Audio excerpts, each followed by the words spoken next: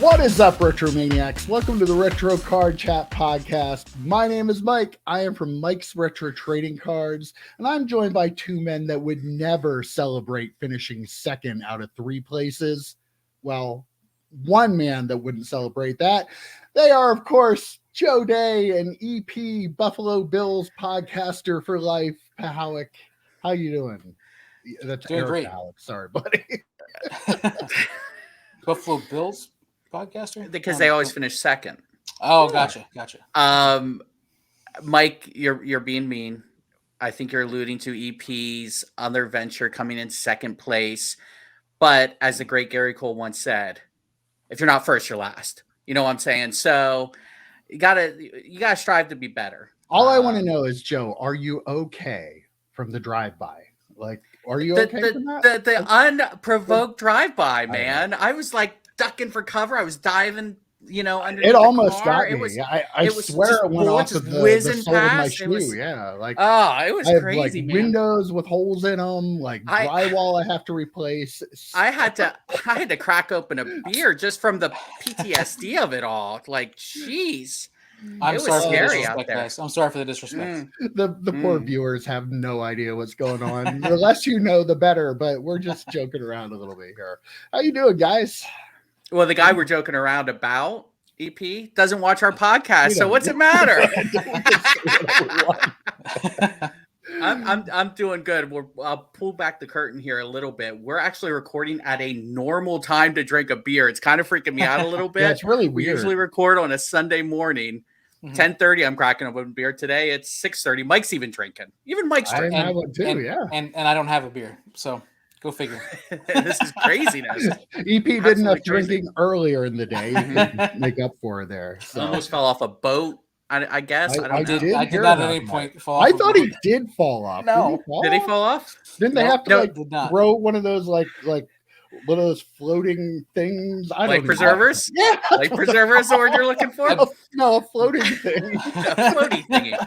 A floating donut, if you will. Yeah, if you will. Floating donut is actually the scientific term. Yeah. There you go. He was trying to fish by hand. So instead of using a pole, he was diving in to try and catch the fish. Yeah. And this is the only time. His other podcast. I was going to say, this is the only time this podcast is ever going to talk about fishing. That was it. That was all you get. We like to have fun. We have jokes out there. We have lots of jokes here. From time to time. How's it going, EP? How you doing? Doing great. You dried off, I see. I'm in New York right now. It did not fall in the lake at all. Just was here for a day with some friends, and yesterday was an awesome day. Today was another awesome day. Got to go on a second boat ride and stuff, and it was cool.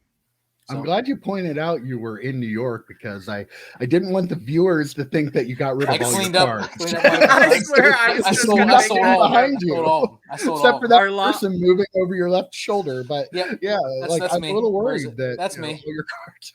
How would you? That's a mirror. Wow. First off, that freaks me out. Secondly, our longtime viewers were probably freaked out. Like you said, Mike, they were very concerned that EP actually cleaned up his apartment. This is what it actually looks like when you move all the boxes out of the way. It's fine. It's all still there. It's in all its glorious beauty. Hopefully nobody broke in and took it all while you were gone. Definitely not my Series 2 stuff. There has been a rash of robberies in this area, so I know. But they're breaking into like the smoke shops and stuff and stealing cash. And Home Depot, apparently. And Home to get Depot, some ratchets. To get some ratchets. Gotta get some ratchets because they like that ratchet noise, right? He just walked in because he needed some tools. He didn't even break into the Home Depot. Broad daylight. Just give me some tools. Walk in, take some tools, walk out. Nobody will catch me. Try to run over a cop along the way. Jeez. Oh, yeah. That's why I moved out. It's dangerous out there in Central PA. I had to get the hell out of that place. Terribly dangerous out here. Boy. So you want to get into it, or does anybody have anything they want to talk about? Anybody? I was gonna mention some card related stuff, which is kind of crazy at the about intro. cards? Right? I know. I'm just putting a PSA out there, and I don't mean PSA grading. I mean public service announcement. Do not buy first off the line select, folks. I've been watching breaks, guys, and I know EP you were gonna pre-order some stuff. I've been watching breaks. Couple of things. Number one, both the front of the line, first off the line hits are in one pack. So don't buy packs of that. Like if anyone puts packs out, do not buy packs of it. Both of the big hits in the box are in one pack consistently. That's crazy. And second, what's one of the biggest draws of Select every year? The XRCs. Oh yeah. The XRCs. They're back actually as redemptions this year. Ooh. Don't forget, we talked about this a couple of podcasts ago. Don't forget, Bryce Young, CJ Stroud do not have autographs in this product.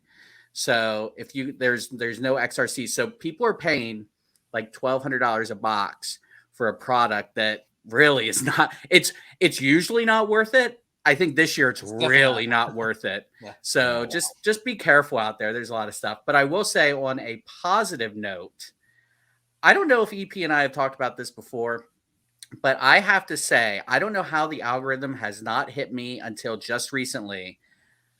But I just got into chasing cardboard. EP, we talked about this just recently, that it's a show that Ty does. We've done a couple of podcasts, a couple of shows about some of our favorite content creators. I know we won't do one for a while, so I just wanted to shout it out.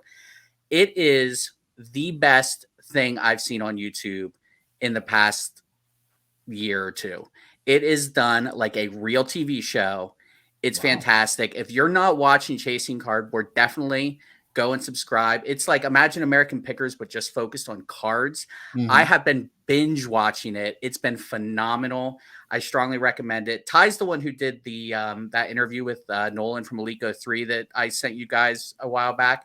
He's really good in it. Really cool cards. Just shows you the process. Imagine Chris Sewell doing his when he does the stories of buying collections, but being able to watch it in real time. It's a really, really good it's a good watch. So I strongly recommend that. So those are my announcements. I'm done. I'm clocking out. I gotta go. How much are they paying you for that? I know, like I should get at least a free t-shirt. That's an awful lot of free promotion on my channel. I know. On your channel, it was started by three friends who went into a local card shop. I read that in the bio. It was my local card shop. I thought it was your dad's. I don't know what you're talking about. No. My name is on the sign. All right. Well, speaking of breaks, I don't know if you guys watched it, but Fanatics put out the greatest video I've ever seen. I was amazed, honestly. Michael Rubin is on the video with, okay, I'm going to butcher the name here, but it was Antoine Griezmann, right? He's a French national soccer player, World Cup champion. Right. He also a big card collector. He just did like a $100,000 rip on Instagram the other week. But Michael Rubin was there with him, and they ripped a box of Top Sterling, $1,200 a box. And guess what? Antoine Griezmann got the one-of-one Jackie Robinson out of it. How amazing is that? What great promotion by Fanatics. Holy cow. Like the luck that they like, I look at it like it's meant to be that Fanatics is supposed to be in the card market because stuff like that is happening randomly, completely randomly by chance. I can't be associated with this podcast anymore. And it just confirms in my mind that they're doing everything right. Thoughts? You've been First off, I know you're full of shit. You've been spending so much money. I was going to ask you how much they're paying you to say that. Yeah. So Mike's obviously joking. We'll get back to him. I will say this is the worst kind of promotion, in my opinion. I mean, beyond the optics of obviously it's a juice box and they're basically saying we know where all the hits are. Beyond that, it's probably the card that people were chasing. Right? It's got to be one of the key cards that people were chasing for sure. That is now out of the product. Like, why in the world? Like, it's absolutely ridiculous that they would do that to actual collectors who maybe saved up some money and wanted to buy a box of that. It's just tone deaf is the first thing I thought when I saw the video. It's a bunch of rich people sitting around, opening up cards. Yeah, I'm going to go out on a limb and say it was not random that they pulled that card. Well, very, very sturdy limb. Well, and Ruben pulled a Mike Trout patch auto as well. I don't know, it was a low number patch auto, which that is not as nearly as big of a hit as a 1-of-1 Jackie Robinson. So I'm glad they at least gave that to the non-Michael Rubin person. But still, that's got to be one of the biggest chases. So there are 2 cards that people were going to be looking to get that are not going to be available. And man, it really reeks. It reeks, in my opinion. Like it's not cool at all. And... Although I will say, I am not as outraged as I should be, because what really surprises us anymore in the industry, right? Right. Well, we have talked a lot about Fanatics saying they want to do marketing. They want to do stuff with influencers. I mean, as much as I've talked favorably about Fanatics, like, this ain't it. Like, there's no way to defend this. Like, first of all, the box was not sealed.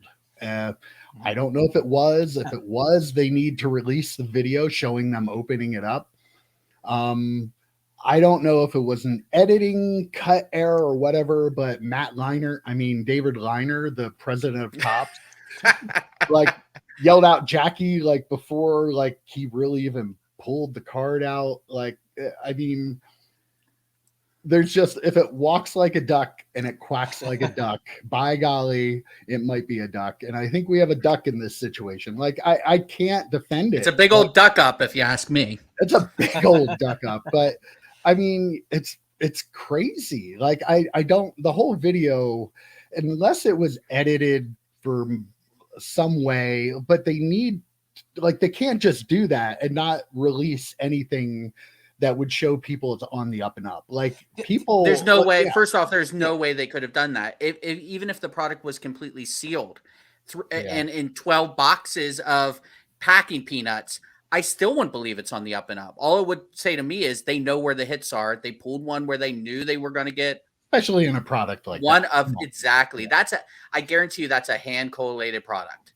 There's no way. We've talked about that with, like, Flawless and all of those. And all that stuff. Like, And our video, obviously, what you're hearing from us is going to be the best perspective you get on this throughout the entire internet. But the second best is Dan the Card Man. He did a really, really good video on a couple of things. I'm going to bring up another one of them when we get to it. But he talked about a couple of these things happening. So definitely go check out his video as well. You said about how they're trying to promote the product. That's their thing. Like, I'm going to use the word again, reeks. This reeks of them promoting to the wrong people. Mm-hmm. Like, they're not promoting to collectors, right? Collector, like you said, collectors will know. They'll notice that there's no cellophane, there's no wrapping around it or whatever. And, like, it just, there's, like, who are they trying to promote it to with this kind of, who is the target audience with this kind of promotion? I'm afraid it is people that don't collect cards, that are on TikTok and Instagram and, live on social media and see an influencer and go, oh, that's really cool, I'm going to try that. Like, yeah, I'll tell you one card they won't get if they try it. I'll tell you two. Yeah. Right. But, I mean, I can't defend it. Like, I don't know. It reeks. And, like, especially Sports Card Radio really picked out, like, the parts of David Liner, the president of Topps, who was there, the one that presented him with the box of cards. They were actually of the theory that Michael Rubin may or may not have known, likely that he didn't know what was going on, but their theory was that the president of Topps obviously was involved in this somehow and made sure that had a great hit in it. We don't know. We'll probably never know for sure. But I mean, anybody with a brain can look at coincidences like this and know there's something not right about it. And for them, it's just completely tone deaf for them to release it. Like, oh, everybody's got to think this is really cool. Well, everybody except for the people that already buy the products you're trying to sell. Like, I'm all for growing the hobby, but you can't grow the hobby by getting rid of the people who want to buy the product that you're making. Could you imagine if you pre-ordered, like, I don't know, a few boxes of this, and $1,200 a box. $1,200 a box, and obviously you're not expecting to get the Jackie Robinson 101 unless you're EP with his golden touch. But if you pre-ordered boxes of this, that's not even out there for you anymore. That's gone, all because you wanted some rich soccer player to pull a really cool card. And quite frankly, like, I think it's bad having anyone rip your product. It's a no-win situation because either this happens, right? Or they pull some crap card, right? And everyone's like, "Oh, this product is terrible. Why would I do that?" Like, well, that's the thing. Would they like, show the video if he would have had a crap card? If he would right? have gotten, like, Exactly. the worst card, It's like like they opened EP. two It's like and EP got the not two deleting. worst. EP deleting his Bowman Inception University video because it was so bad. I mean, yeah, it's like I don't understand the logic of doing this other than to make a millionaire soccer player happy and make people influenced by that soccer player opening up packs. I really don't get it. I don't get it at all. Like if you want to give your buddy a top Sterling Jackie Robinson 1-on-1, just give it to him, but don't make it seem like you're doing don't give him a box and give him the card. And again, with that kind of product, how are you promoting it by giving away one of the best cards you can get out of it? Yep. Like it's probably top 10. I don't want to spend $1,200 on one now. One of the best hits is out of it. Like, it's crazy. And on the same day, Caitlin Clark pulled out her, now it was only a base card, but EP, you and I both opened, between us, we opened 3 boxes of Bowman Inception University. Yep. I didn't get not available. Caitlin Clark base card. I did not either. You didn't get one either. I mean, they're tough to get. You only get 4 base cards, I think, in a pack. Yep. So one out of 25 boxes or so, you would have one. And on the same day that the other video is released, they release a video. She has a video of her ripping a pack, and she got her base card out of it. Like, that was the other thing I was going to bring up that Dan the Card Man had shown on his video as well. I mean, and not only that, by the way, she got her own card. She got a fellow Iowa basketball player, male basketball player, and one of her teammates from the U.S. team.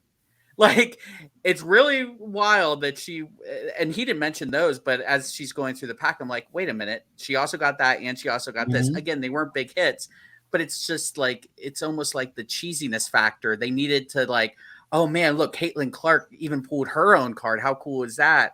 It's staged.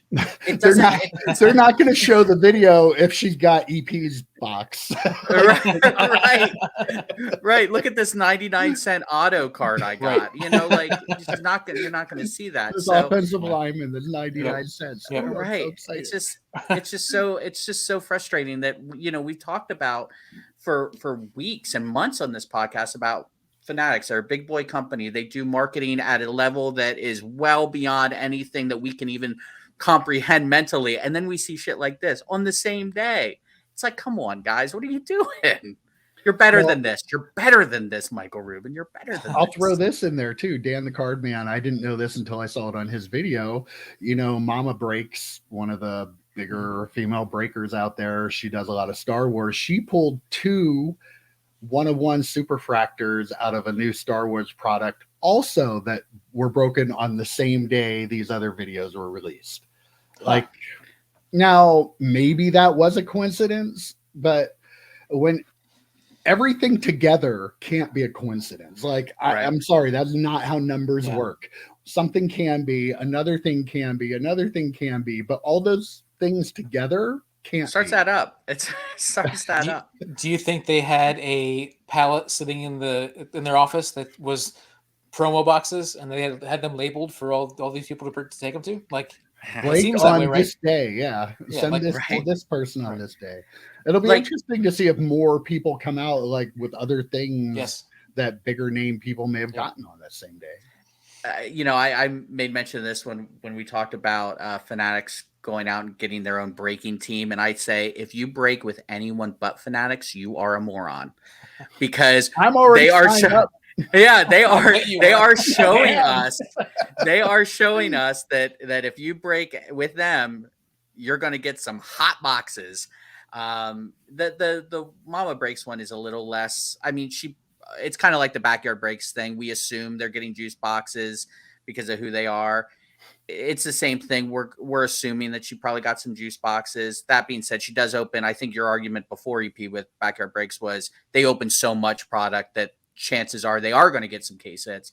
So if she's opening up a ton of Star Wars product. But again, it's tops on tops of tops on top of tops, all in one day. It just kind of looks a little conspicuous. Yeah, the optics make it seem like it's really, there's so much more shadiness going on than there possibly is, but it also seems pretty shady. Like that Caitlin Clark. There's definitely some shadiness going on. Yeah. Yeah, they can't like wash their hands of all of it. But Sports Card Radio made a great point too. They were talking about the fact that you have a lot of the influencers that Topps made a card of them now, the bigger influencers, like they are developing these connections with them. Those people are going to be silent when all this stuff happens. They're not going to, if you're Jeff Wilson and they put a card of you in Topps Big League, you're not going to talk badly about him. You don't want to, like, I'm sure he's like thinking, wow, what can I get out of this relationship with this new company when they take over? And I'm not saying that's wrong. Like, it might be normal for anybody to think that, but the bigger channels, the bigger influences in the hobby are not going to say a damn word about any of this. It's going to be all the little guys out there, and all of us together don't have the same following that one of the bigger ones do. So, I mean, you can kind of see, was that an intentional strategy? If we buy off the bigger influencers and get them in our pocket, we're not going to have anything to worry about because they're never going to talk badly about us. Yeah, I mean, once they make a card of us,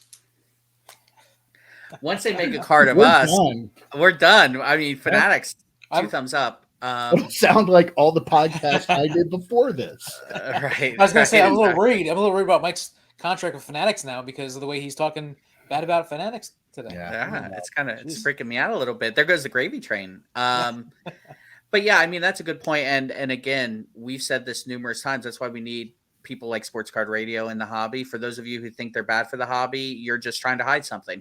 Simple as that. If you think Sports Card Radio isn't doing what someone needs to do, then what are you trying to hide? Why are you trying to be shady about it? They are providing a service, like them or not. They rub people the wrong way, not always politically correct, but they do provide an essential service. Well, one essential service that wasn't provided to George Pickens was apparently how to sign his name on a card. I'm going to have to put a picture up here because numerous I have to put these up here. You can't describe it, right? I can't. So take a look at this. There's a autograph where it's just a line. I don't know if it's a 1. I don't know if it's a dash that's turned sideways. I don't know if it's a lowercase L. I don't know what it is. And then there's also one that is what? IS, Joe? Is that? Yeah. Yeah. Okay? So first of all, tell us what the IS is. The IS is Isaiah Spiller. Oh, but that's not George Pickens. That is not George Pickens. So I was watching a break a few days ago. I was having lunch and they pulled Dynasty breaks. Actually, very fun watch. I don't buy into breaks, so I'm not endorsing anyone, but they're a fun watch. They pulled a George Pickens RPA. And I took a picture and sent it to you guys. I'm like, how is this George Pickens? And EP made a joke. Oh, that's a P. And I said, no. That's definitely an I. And then I just by happenstance watched a break from a few months ago from Leighton today. And they pulled an Isaiah Spiller card. And guess what it was? It was an IS. That goes back to what we were saying. The same exact IS. And by the way, Isaiah Spiller's autograph has changed over time too. When he first started signing, I went back and looked. It was the same I, Spiller. Now it's just IS. So there's so much to unpack here. There's the laziness of athletes, and there is the incompetence of Panini. I mean, all wrapped into one story. Yeah. George Pickens is... Come on, dude. And his autograph has changed like 3 times too. I sent you guys some pictures of earlier products, and his autograph, it was not quite as bad. It was still pretty bad, but not quite as bad. It would be hard to be as bad. It would be hard to be this bad, but yeah, it wasn't quite as bad. Yeah, I feel like you could argue the line was a little bit like a pickle. So if he was George Pickle, it would work. But it does. I mean, it really does. It is literally just a line. A line and a dot. Is there a dot there? No, just a line. No, just a line. Just unbelievable. all it is. Yeah, it's just unbelievable. Like, and we're paying so much money for this product. That is, at the end of the day, that is what pisses me off the most about this, is that you're paying what first off the line just came out. Select, I was talking about at the top of the show, was it $1,200 a box? How excited are you when you pull a low number George Pickens and then it's just a line through the autograph? Sadly, people who are just trying to sell that card don't care. Mm-hmm. It's the true collectors, the people who actually want a cool card with an autograph on it, who are getting the shaft in this, because these athletes are not being held to account to, in his mind, he's like, well, close enough. I'm going to get paid regardless. Mm-hmm. Right. And Panini's not holding their feet to the fire on this. Hopefully Fanatics does. We've talked about it before. Oh, go ahead. Go ahead. I was going to say, we've talked about it before where we hope Fanatics, as much as we were crapping on Fanatics earlier, like we want them to, like they're saying that they're going to work with the athletes and they're going to, make a better, fewer stickers and more on card and no redemptions, all that sort of stuff. And you hope that this is the kind of thing where, because of the agreement with the NFLPA, that they say, hey, George, you got to do a better job. You're not going to get paid. You're not going to get paid for this. Right. And then on the same respect, you really hope that Fanatics doesn't have people at the factory taking the Isaiah Spiller stickers and putting them on the George Pickens cards. That's exactly what's happening. Which, I mean, there was another one before, we made the joke about Derek Carr and wasn't it Justin Herbert? And there was some sticker autos that had been switched before. That's not new. That's absolutely not new. But every time it comes up, I just get madder and madder about it. It's just so infuriating. But, I go on this rant all the time. You're talking about a company in Panini that is fighting in court to say that your redemption isn't a contract and they don't have to fill it. So if they're arguing legally that redemption really doesn't have to be filled, how much do they care about the ones that they are filling? How much do they care about the actual autographs that they're slapping a sticker on? The problem is, what you have to do is, when you get all the dash autographs back from George Pickens, you say, we're not paying you for this. If you want paid, you're going to send us the right thing. And if you don't honor your contract and do that, we're going to sue you. But they don't do it. They won't do it. They're arguing in court that they don't. That's why Brian Gray.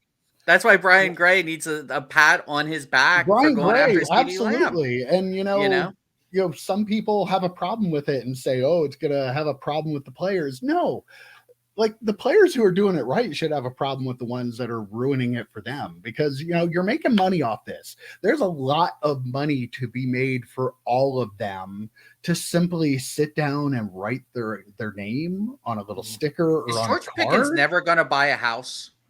Is he never going to get a mortgage? I know. That's what I always say. Did you sign your contract like that? I'm willing to bet you probably didn't. Right. So don't sign my little sticker that you're sending back to me or my card that way. Like, have a little respect for the people that are buying the product, that are fans, that allow you to do what you do for a living. And really, that's what it comes down to. You have no respect for card collectors or your fans, because let's be real, if you're buying a George Pickens auto, you're probably a fan of his, right? Well, definitely. Yeah.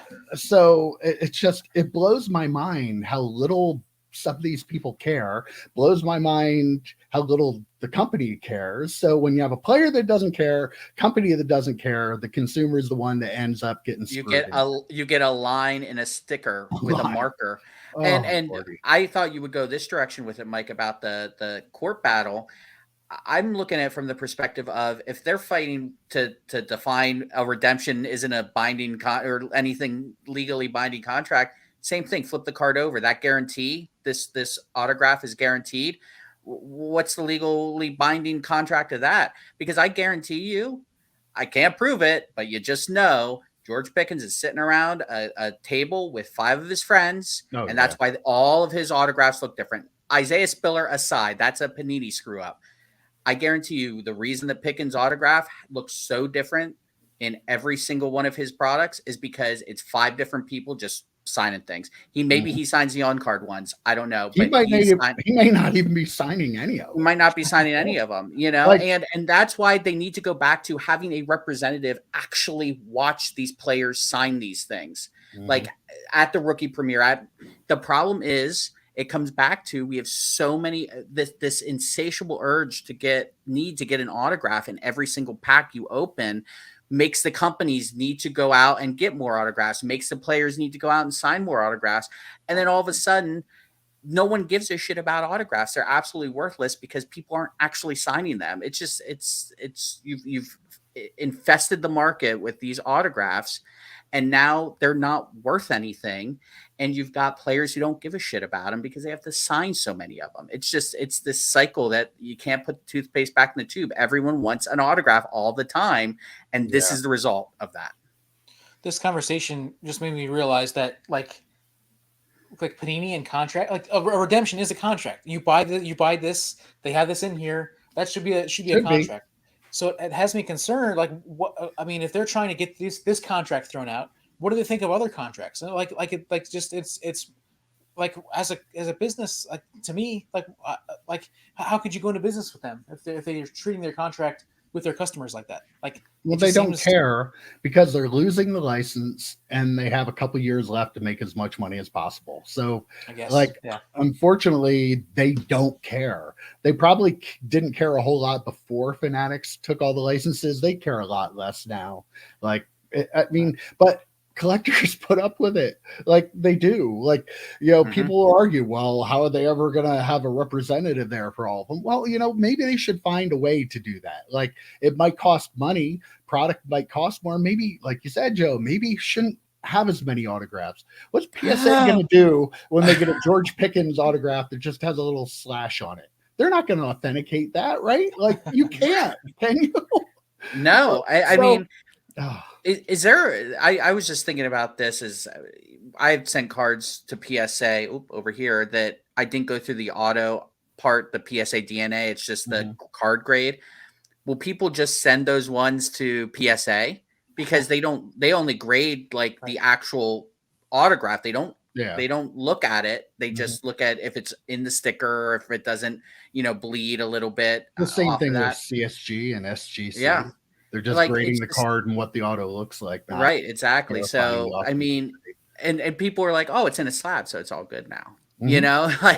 So that Isaiah Spiller one that someone might have sent off to be graded from Leaf Certified or whatever product I saw that get pulled from, they could send it to PSA. The card could get graded, and there's nothing on there saying the autograph's on, and no one that it wasn't his autograph. Yeah, they won't care. Again, how much of this, like, it's funny how much we talk about the problems in the hobby, and at the end of the day, it all comes back to the people in the hobby. Like, we should care more, but we're being negative because you complain about stuff that people should be complaining about, but everybody's like, whatever, As long as you're making your money. And I will tell you this, God, I always get the wrong shoulder. If Kenny Pickett had a shit auto, guess what I wouldn't do? I wouldn't be collecting Kenny Pickett cards. Like, he has a great auto. Like, I know it's him, and he stays on the sticker when he's on the sticker. It's a very nice auto. Marino also very nice auto. Like, if I was a Georgia alum and I wanted to collect George Pickens auto, I'd be done. I would never want that. Like, I don't understand how a collector would. And it's not just a Pitt thing. I get so mad at James Conner for just putting JC. Like, it infuriates me. But still, I mean, but you will notice a player when they come into the league, they start off by signing their full name, and then all of a sudden it turns into something different by the time they're done because they have to sign so many of those damn things. And yes, they are getting paid for it, but it's that vicious cycle. We want autos in every pack of every product, so they need to get more autos, and it just keeps churning and churning and churning. What are you going to do? Like, who's in the wrong? Everyone kind of is. It's everyone's fault. Yeah, I agree. Okay, well, complained enough about George Pickens, but I still want to see his contract and see how he signed it. We didn't officially name him Idiot of the Week. I thought that's what we were going to do, Mike. Come on, he's officially. Okay, you're nominating him? Yeah, I'm nominating him. Okay, seconded. I third. Okay, Idiot of the Week. Idiot of the Week, George Pickens. All right. SGC announced a number of grading specials. They have now, EP, a $9 Top Series 2 special. Not surprised there. They're also doing a $15 trading card game special and in any football card, $15 special. No upcharges, no limit on value. Any football card, $15. And no Good cap idea. on, like no number of cards you have to hit or whatever, right? Just you No, can no send in, minimum like, order. Yeah, you can yeah, no send minimum. one card if you really wanted to. Yeah, I love it. Like I opened a case of Series 2. I'm definitely going to take advantage of the $9 Series 2. Well, I mean, the thing is, like, you know, when you're talking about paper, like normal flagship stuff, that $7 between $9 and the current PSA special is massive. Like that's a huge amount on that very beginning. If you send in 20 cards, like you're saving $140, right? So I mean, like it's a big deal. I guess it would be $6. So it would be $120. So $6 difference. Still, So it's yeah, real I mean, money. yeah. I mean, that initial amount for so many collectors out there. How many collectors out there are like that, where it's that initial amount of sending out those cards in? Like, you know, I mean, a lot of people can't afford to send in huge amounts of cards, and I think I think they're really, really. This is exciting for me. Also, the $15 NFL special, like they're really really pushing to get a lot of their slabs out there to really get out there. I think they're making more of a push. So my first question is the EP. How many Series 2 are you sending? Do you have an idea? I think I pulled 8 so far, but I haven't gone through any of the base yet. I'll have to pull a couple of rookies as well. But I'm thinking in the range of maybe 20-ish. Yeah, because you did well on the Series 1 special too. So, I mean, that definitely encourages you to go at it again. I might send an order of football cards in. I haven't decided yet. You know, I might go through some of my PC stuff to see if I have anything interesting to send out. This is the same price as the PSA football special, correct? It's there. I think they're both $15. Yeah. Mhm. Yep. So, I mean, you know, I like it, but if I was SGC, but PSA has upcharges and they have upcharges, right? So. Right. That is the one benefit. So EP, dig out all those Jim Brown rookies you've been holding back. But if I was SGC, I would strongly have considered maybe even going lower than PSAs just to really hammer. And again, the no upcharge thing, the no declared value is a great feature, but people they don't really think like that. They think, oh, it's the same price, so I'll just send it to PSA. Like there are a lot of folks out there that if they see the price, that's the price, so they're just gonna do that. But yeah, I think I might even send some stuff. I let my PSA membership lapse, so I'm not paying the $99 or whatever to re-up. I did too. I have to. Did you really? Mine, but yeah, mine finally. I it was the pre-pandemic one. Yeah. So it won forever. It just ran out like a month ago, but I will be re-upping because I have an order I'm going to send in. But yeah, I mean, for me, I would have to pay even more per card to re-up because I would have to or pay even more per card to send in their special because I'd have to re-up that membership. So the SGC thing might be for my PC cards might be the way for me to go. You make a good point though about the football with it being the same price as PSA. Like, I'm not sure what they're going to get. Like, they're not going to get lower price stuff most likely because people are going to send it to PSA. Like, I don't think they're going to get high price stuff because people aren't going to take that hit. Like, they're going to have to pay more from PSA, but they're probably going to get the value out of it if they think their card's good on a higher end. So I think you're living like in a kind of weird middle of the road kind of zone, maybe more vintage stuff too, like lower. Well, I was going to say anything pre-90, right? You're hoping that that's what you end up getting because the PSA special is what 1990 to current. So you're hoping 80, so you're hoping for those Aikman rookies or Barry Sanders, or were they 90 as well? No, 89. Okay, they were 89. So, and those, and then obviously vintage, but I'm sure there's a lot of people that were sending to SGC vintage football anyway. This is just a way for them to get a deal on it. I'd like to see what their numbers would be if they came out with like a $10 or $12 special though, compared to a 15.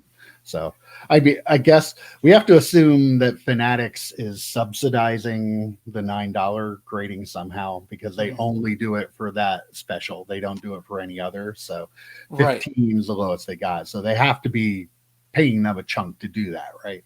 Yeah, we know that the Sports Cards Nonsense podcast show that they were the ones that got the Evan Mathis on there. Remember that they kind of broke that or whatever. But Is that yes, beer number 2? Wait a minute. nice. That's They took another notice one. of something. I didn't see the actual announcement or anything like that about these deals, but they said that there's something on there that says like big news coming, or we got something big in the works. And so they have contacts there. Hey, well, what can you tell me? They said, the person said, listen, it's big, but we can't tell you anything. So all of their deals, all these $9 deals, are all with Fanatics.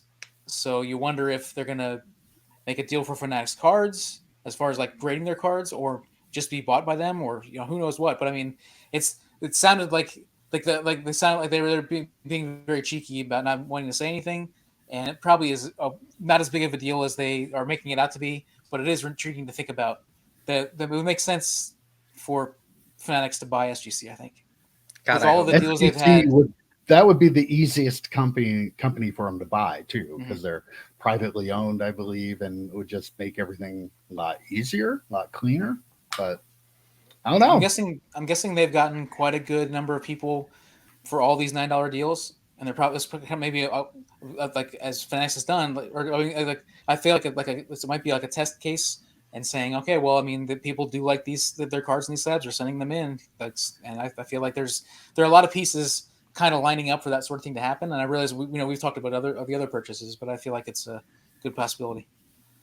I'm hoping it's just a deal, some sort of like kind of like eBay does with CSG and PSA for authentication. And I won't relitigate why I think it's not SGC.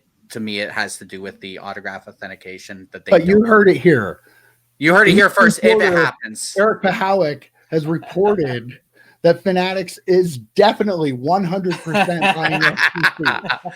That's how you win awards. That's how you win awards, baby. Do you win an award for second place? No, I don't think so.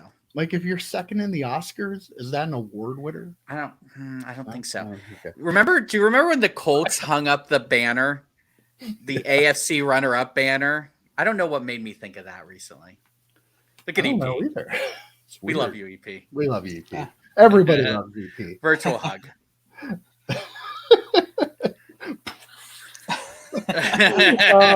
Yeah. So, and one final bit of news here. This is a little bit out of our element, but we're going to report on it a little bit. Upper Deck is suing Ravensburger, the company that is making the new Disney Lorcana game.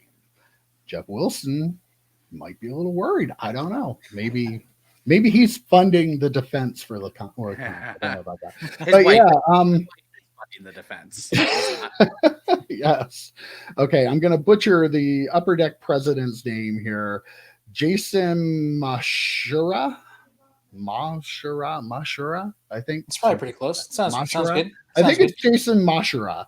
He was on Sports Card Live, and he was interviewed on there, and the basis of this was they had an employee that worked on a game, I think it was called Rush of Icor for Upper Deck, and he worked on the game for a while, and then he left to go work on Disney Lorcana. And I guess there are a lot of similarities between the games. So Upper Deck is suing that their IP was infringed upon by the former employee that took the ideas and took them to the new game. So that's the basis for everything. And the Upper Deck's president was on, and he was talking about, he actually did watch a little bit of this too, and he does come across as kind of sympathetic in this a little bit. And one point he made was like, it's a very touchy situation for them because Disney Lorcana is it's so hyped and people are looking forward to that game. And now here you have a company that's suing them and may or may not delay the release of the game.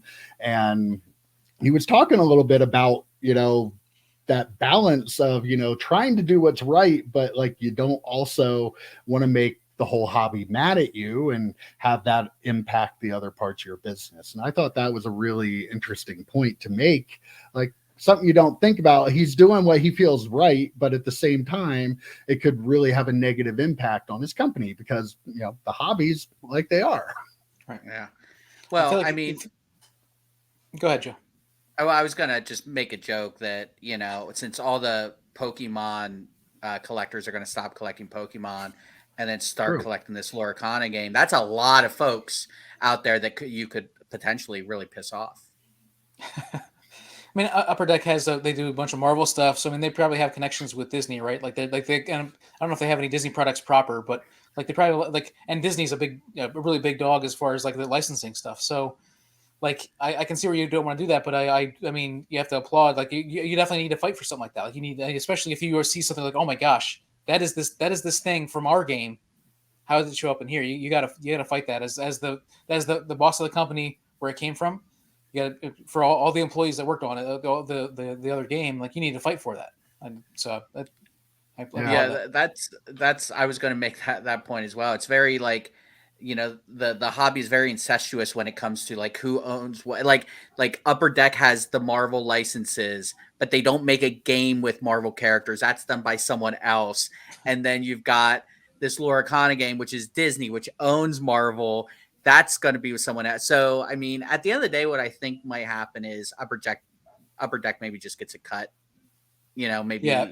I don't think from Yeah. You're right, exactly. I mean, from the sounds of what you said, Mike, it sounds like the guy doesn't want to like screw over the collectors, but it's just unfair. Like if you go from one company and take their idea and go to another one and start something even bigger, I mean, that's not fair to Upper Deck in this case. So, and especially, I mean, we don't know. Upper Deck's always been kind of teetering on whether or not they're financially solvent or not. Mhm. So it's like if there's a way that they might be kind of screwed out of money by someone stealing their game and doing it bigger and better, I mean, they should get a cut of that. Well, it's early on in the whole legal thing, but like they are like Upper Deck is clearly trying to get their side of the story out as fast as they can. I would imagine it's probably because people are excited about Disney Lorcana, so they just don't want to hear anything. But they, Right. With him going on and being interviewed, and they released a press release before you could even find like the filing. I know I follow Paul Lesko on Twitter, and he was looking on the dockets and stuff, and he still doesn't have a ton of information about that, like about the actual legal proceedings. But I am interested. Follow him on Twitter because he updates all this kind of stuff. So it'll be interesting to see where it goes. One thing that Paul Lesko did point out too, that I didn't watch enough of the interview to hear, but he said that the Jason Mashura, I think I said right, that one of the comments he made was if Fanatics wants to go after exclusive autograph contracts with players, there's really nothing anybody's going to do to stop it. So coming from the guy who's the head of the company that has Michael Jordan and LeBron James and Wayne Gretzky and Tiger Woods and those big names, hearing him say that was kind of an eye-opener. Like, I mean, obviously, right? Because they have so much money, but is that a sign that maybe when the deals that they have are in place are up, they're not going to be able to renew them? Oh, it's possible. Yeah. It's a chunk of money, right? Probably ridiculous chunk of money. Yeah, like Upper Deck can't compete with Fanatics Yeah. if they want to sign Michael Jordan or LeBron James. Like they just can't. Yeah, there's no way. Right. Yeah. You just kind of hope, if you're Upper Deck, you just kind of hope like Jordan will take and he doesn't seem like the person to do this, to take like give a hometown discount. I watched the movie Air. I don't think he'll take did you? Was it good? That's pretty good. Yeah. Yeah, it's on my list. I want to watch it. On my list. Yeah. Good movie. It's on Amazon Prime, I think, for free. So we should watch it, EP, and talk about it during our first episode, Day Drinking with Joe and EP. There you go.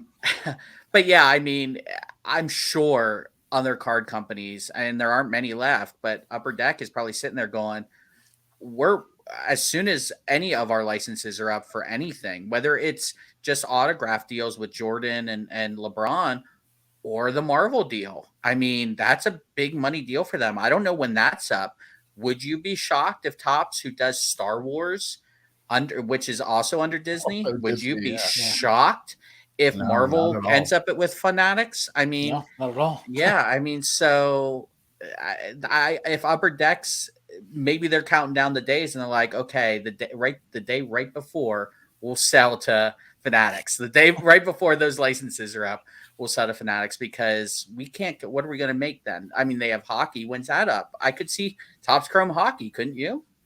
I mean, they're gonna eat up everything, and then we can revisit are they monopoly or not? Fanatics could just buy Upper Deck and get, or they could just buy Upper Deck, yeah, which we would love, by the way.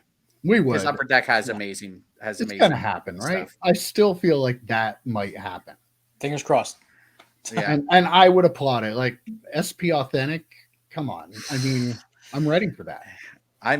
Absolutely, and get all the football. The PMGs would be back. I mean, how cool would that be to have PMGs and all the Skybox Metal stuff for football products? I mean, they have a Floor Metal baseball. Do you think anybody would buy that, EP?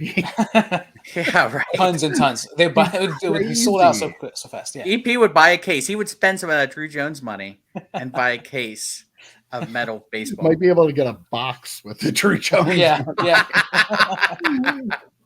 Oh, they kind of save yourself from buying that top Sterling that you were going to buy with that money. Yeah, Jack Robinson's already gone. I canceled my pre-order after seeing that video, so I can't Sterling anymore. Oh man. Well, one last little thing I saw this week. I don't know. Did I send you guys the picture? I'll put the picture up here.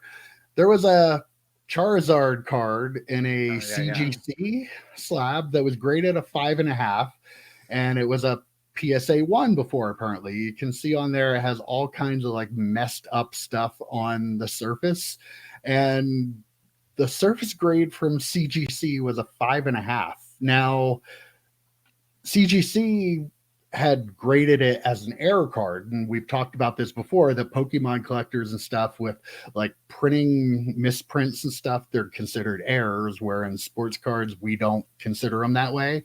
PSA didn't have it marked as an error. You guys have any thoughts how there was such a difference in the grade? Like, do they grade the front and the back evenly on CSG, or I don't know. So I don't know. I'm gonna completely answer a question that you didn't ask. Okay, go ahead. No, I was gonna take the end of the podcast. Do whatever you want. I know, right? No one's still watching, right? No, nobody's watching. No, I was gonna make more of the point that this just gives PSA fanboys so much ammunition, and they refuse to look themselves in the mirror when stuff like this happens in reverse.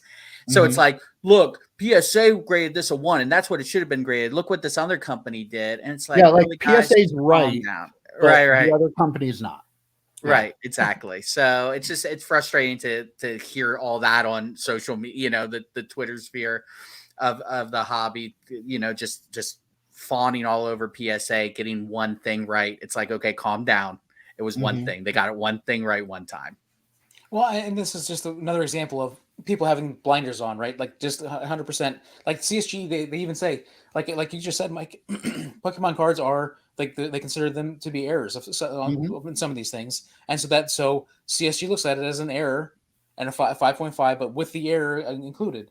So I mean, I mean, but like Joe said, like blinders on PSA. Oh my God, like the PSA got it right, and CSG is terrible, and it's just there are many things to dislike in the hobby, and that's a big part. One of the big ones. And if it was labeled an error, how is that any different than what PSA used to do with modifiers? Like they used to have an OC modifier. They used to have an MC modifier. Like they used to have those things. They don't anymore, for good or for bad. I'm not to say, but I mean, if it was marked an error by CSG and that's how it was graded as an error, I don't understand if that's wrong or not. I mean, I don't know enough about Pokemon and error cards and to know if they're like a thing. Well, EP and I have talked about this too. Like you don't see many Pokemon cards that are miscut and have like print defects and stuff on them. Their quality control is like top notch. So when you get it, like, here's my point is, you look at that card, the crap that's on it wasn't damage somebody did to the card. It came out of the pack that way. I don't know if it was the hollow foil didn't go on it right and it was like clumped up or something. It kind of looked like that, but it's hard to tell from a picture. But it was clearly something that was mistakenly done during the production, and it was a card that they would have pulled if they would have known it was there. They just didn't catch it. They usually do catch them, like I said. So is that really a 1? Is that really like a card that you took and mangled up? Like, Right. my argument would be, because they're so rare, that card probably has quite a bit of value to certain Pokemon collectors. Oh yeah. You collect Charizard, and here's a rare air card that has all that stuff on the front. You don't find those. Like, Right. you can't duplicate that, replicate it on your own. So there's somebody out there who's probably willing to pay a premium because it looks like that. Frank Thomas, no name on front. That's Yeah. 100% a printing error, right? Like, I mean, if Because you got when if you you put one of don't those put today, you'd be something on, upset. it's okay. Right. Yeah. But if something yeah. goes on accidentally, it's not. So, yeah. Right. I mean, it's an interesting discussion. And what PSA should have done was either slab it authentic or send it back. I mean, at that point, just don't grade it. Like, it is something very specific. You know, it's something, from the way you guys have described it, it's something that doesn't happen often at all. So if you're not sure, I don't know why you're putting a 1 on it. Like, just send it back ungraded, and, you know, and just say, do not slab, or whatever they do for miscut, you know, some of the miscut cards that they sent back that are min size or whatever. Just do it like that. I mean, I don't know the point of a 1. Like, it wasn't a 1. From what you're telling me, it wasn't actually a 1. So PSA was not right. It sounds like PSA was actually wrong in this one. So, okay, well, you know, we probably don't have any viewers left because we ended with 2 trading card game segments at the end. But hey, sometimes that's all that comes out in a week. That's all we have to talk about. All right, guys, that was a fun time. We will be back next week. I will see you. Adios. see you, boys.